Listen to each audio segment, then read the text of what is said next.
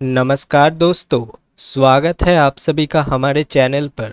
आज हम बात करेंगे क्रिस्टोफर मार्लो के सबसे पसंदीदा ट्रैजिक प्ले डॉक्टर फॉस्टस की। इस वीडियो में हम इस प्ले का डिटेल समरी समझेंगे, जिससे आप BA, MA, UGC net, set और कॉम्पिटिटिव एग्ज़ाम्स के लिए अच्छी तरह प्रिपेयर कर सकेंगे। तो चलिए शुरू करते हैं। इस सीन के इस प्ले की शुरुआत कोरस के इंट्रोडक्शन से होती है। कोरस बताता है कि डॉक्टर फॉस्टस किसी रॉयल फैमिली से बिलोंग नहीं करता। वो जर्मनी के विटेनबर्ग नाम के सिटी का एक बहुत ही इंटेलिजेंट स्कॉलर है।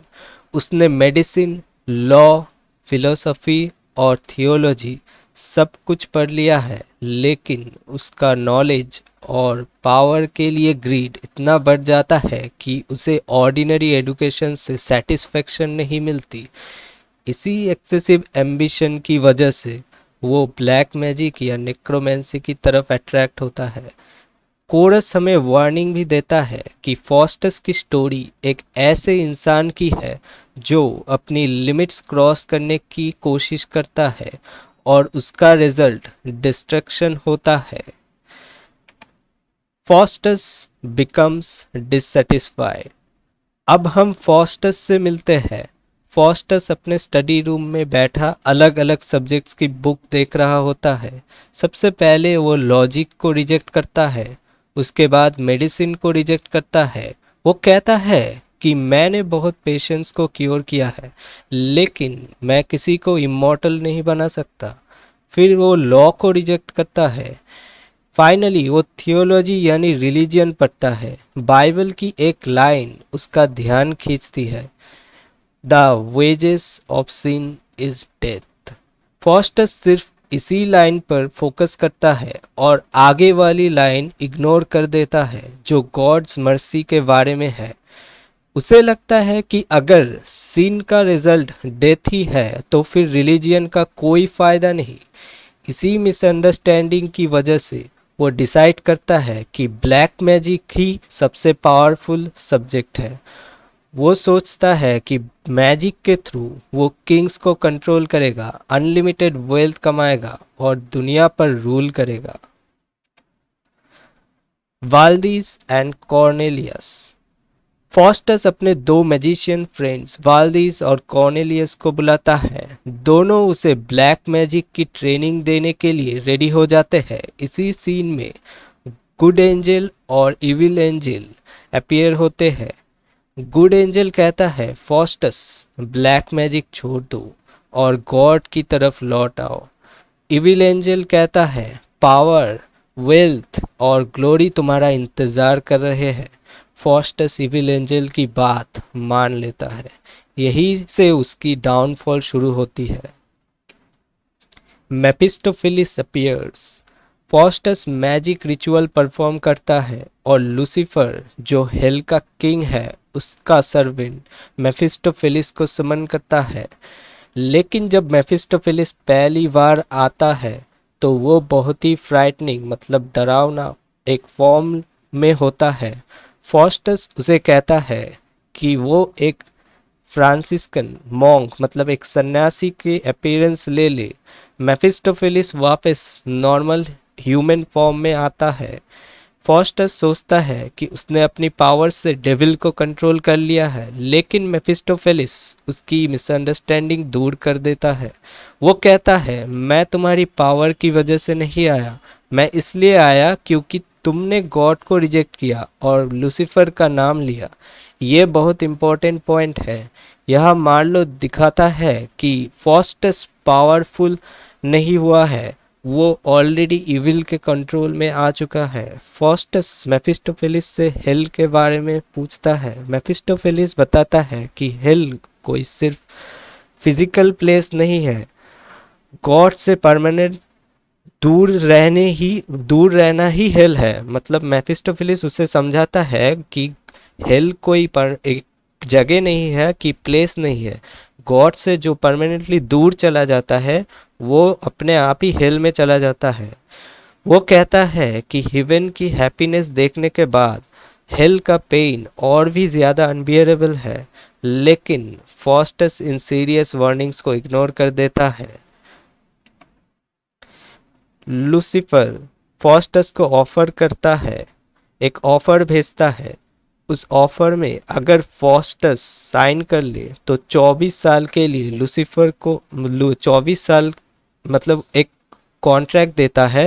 लूसीफर मेफिस्टोफेलिस के थ्रू लूसीफर फॉस्टस को भेजता है। तो अगर फॉस्टस अपनी सोल 24 साल के लिए लूसीफर को दे दे तो उसे अनलिमिटेड मैजिकल पावर्स मिलेंगी। फॉस्टस अपने ही ब्लड से एक कॉन्ट्रैक्ट साइन करता है। जब वो साइन करता है जब वो साइन कर रहा होता है कॉन्ट्रैक्ट, तो तब उसका ब्लड जम जाता है। ये एक वार्निंग होता है। उसके बाद उसके आर्म पर वर्ड्स अपीयर होते हैं। वो वर्ड्स क्या है? होमोफ्यूज, यानी ओ मैन फ्लाई, मतलब इविल से भाग जाओ। लेकिन फॉस्टस फिर भी कॉन्ट्रैक्ट कंप्लीट कर देता है। Seven deadly sins, Lucifer Faustus को एंटरटेन करने के लिए सेवन डेडली सिंस दिखाता है। Pride, excessive arrogance, greed, intense desire, lust, uncontrollable longing, envy, bitter, jealousy, gluttony, overindulgence, wrath, extreme anger, sloth मतलब habitual laziness। फॉस्टस इन सब को देखकर बहुत खुश होता है। उसका ध्यान अब कंप्लीटली स्पिरिचुअल सैल्वेशन से हट चुका होता है। Faustus travels around the world. अब फॉस्टस अपनी मैजिकल पावर का यूज करके दुनिया भर की जर्नी करता है। वो प्लैनेट्स और हेवेंस के बारे में नॉलेज गेन करता है। लेकिन धीरे धीरे ऑडियंस नोटिस करती है कि फॉस्टस जिस अनलिमिटेड नॉलेज का ड्रीम देख रहा था वो कभी कंप्लीट नहीं होता। उसकी पावर्स मोस्टली एंटरटेनमेंट और ट्रिक्स तक लिमिटेड रह जाती है। एट पोप्स कोर्ट, फॉस्टस रोम पहुंचता है। वहां फिस्ट कर रहा होता है पोप, मतलब पोप कुछ खा रहा होता है, मतलब पोप कुछ खाना मतलब कुछ आहार ग्रहण कर रहा होता है। फॉस्टस तब इनविजिबल हो जाता है। वो पोप का खाना चुरा लेता है, उसके कान पर थप्पड़ भी मार देता है। सब लोग डर जाते हैं और सोचते हैं कि कोई इविल स्पिरिट आ गया है। ये सीन कॉमेडी क्रिएट करता है, लेकिन ऑडियंस समझ जाती है कि फॉस्टस अपनी एक्स्ट्राऑर्डिनरी पावर्स को बहुत ही चाइल्डिश कामों में वेस्ट कर रहा है। Emperor Charles five, Faustus Germany के अब एम्परर चार्ल्स फाइव के कोर्ट में जाता है। वहां एम्परर उससे अलेक्जेंडर द ग्रेट को देखना चाहता है। फॉस्टस मैजिक के थ्रू अलेक्जेंडर और उसकी क्वीन का स्पिरिट जो थी उसको अपीयरेंस उसके जैसे अपीयरेंस क्रिएट कर देता है। ये देख के सब इम्प्रेस हो जाते हैं।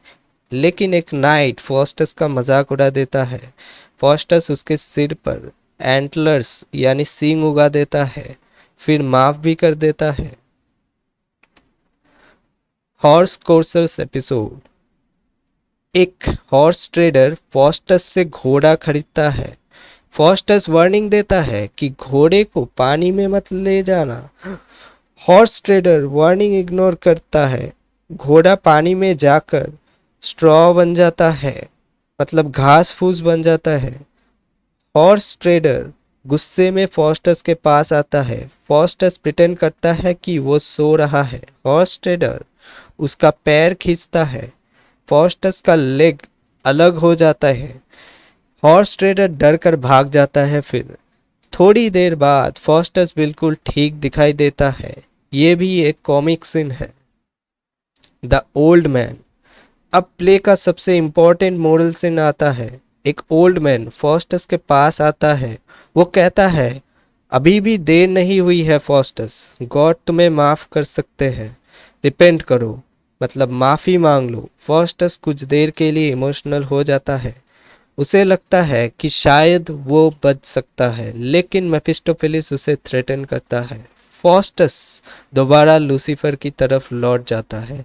यही उसकी सबसे बड़ी ट्रेजिक मिस्टेक है। Helen of Troy. फॉस्टस अपने स्टूडेंट्स के कहने पर हेलेन ऑफ ट्रॉय को समन करता है। हेलेन की ब्यूटी देखकर फॉस्टस फेमस लाइन बोलता है, Was this the beauty that launched 1,000 ships? Or sweet Helen, make me immortal with a kiss? Faustus सोचता है कि हेलेन का लव उसे हैप्पीनेस देगा, लेकिन ये सिर्फ एक इल्यूशन है। रियल सैल्वेशन को वो फिर रिजेक्ट कर देता है। Final night. अब 24 साल कंप्लीट होने वाले होते हैं। फॉस्टस को रियलाइज होता है कि उसकी डेथ का टाइम आ गया है। उसके स्टूडेंट्स उसके पास होते हैं। फॉस्टस बहुत रिग्रेट करता है। वो गॉड से मर्सी मांगता है, नेचर से रिक्वेस्ट करता है कि टाइम रुक जाए, स्टार्स से कहता है कि मूव मत करो, माउंटेन से कहता है कि मुझे छुपा लो, लेकिन वक्त किसी के लिए नहीं रुकता। मिडनाइट होते ही डेविल्स आ जाते हैं। फॉस्टस चिल्लाता है, मर्सी के लिए प्रे करता है, लेकिन बहुत देर हो चुकी होती है। डेविल्स उसकी सोल को हेल ले जाते हैं। अगली सुबह स्टूडेंट्स फॉस्टस की बॉडी के ब्रोकन पीसेस देखते हैं। सब शॉक हो जाते हैं। कोरस फाइनल मैसेज देता है, फॉस्टस की स्टोरी हमें सिखाती है कि नॉलेज और एम्बिशन अच्छी बात है, लेकिन जब एम्बिशन प्राइड बन जाए और इंसान गॉड, मोरालिटी और ह्यूमैनिटी को इग्नोर कर दे, तब वही एम्बिशन उसकी डिस्ट्रक्शन का रीज़न बन जाती है। तो दोस्तों, ये था डॉक्टर फॉस्टस का डिटेल समरी। अगर आपको ये वीडियो पसंद आए तो वीडियो को लाइक करें, अपने दोस्तों के साथ शेयर करें और चैनल को सब्सक्राइब करना ना भूलें। Thank you for watching.